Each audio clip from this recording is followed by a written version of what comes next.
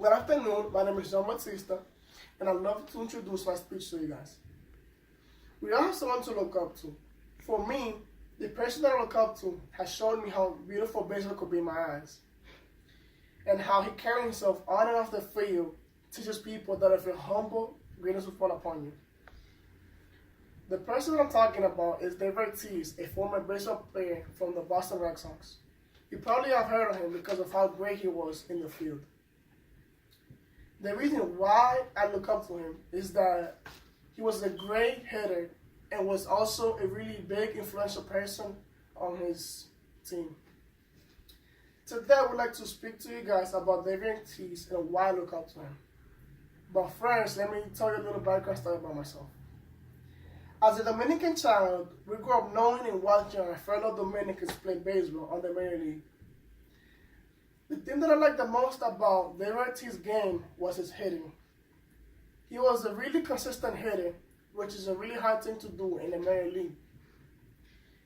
People don't know how hard it is to hit a baseball because of how the velocity has increased over the years. David Ortiz was born November 18, 1975.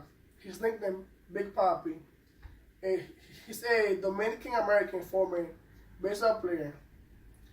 He played over 14 seasons of his career and was a three-time world champion, and he was 10 times an All-Star.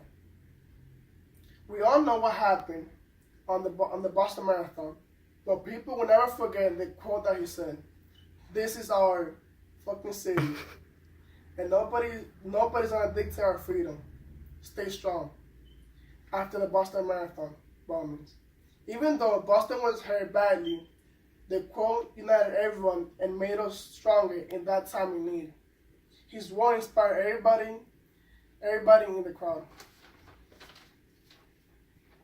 We all have someone to look up to, but they all have one thing in common, and that they have the power to change people's perspective around.